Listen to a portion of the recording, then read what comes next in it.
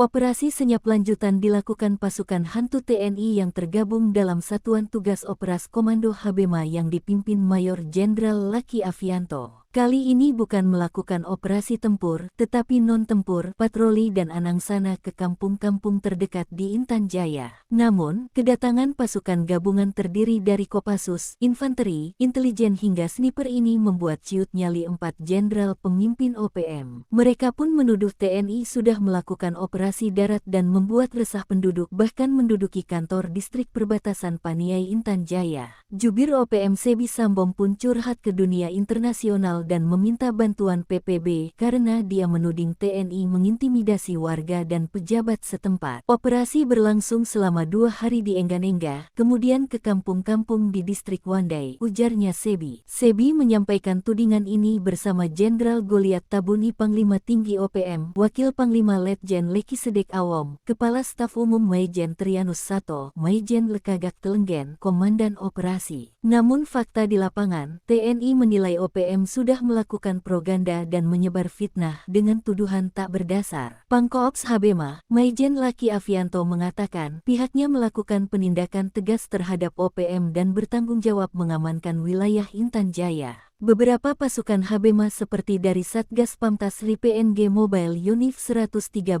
Jaya Sakti misalnya berada pos TK Bilai di Intan Jaya untuk bersilaturahmi dengan warga dan memberikan bantuan. Kapten Indrustam Yadi, Komandan Pos TK Bilai, menegaskan bahwa kegiatan ini merupakan bagian dari upaya Satgas Yunif 113 JS dalam mempererat hubungan emosional dengan warga. Adapun personel dari Titik Kuat Silatuga dan TK Mambakotis Satgas Yunif 500 Sikatan berjalan menembus jalan berbatu dan lereng curam demi menjangkau warga yang tinggal jauh dari fasilitas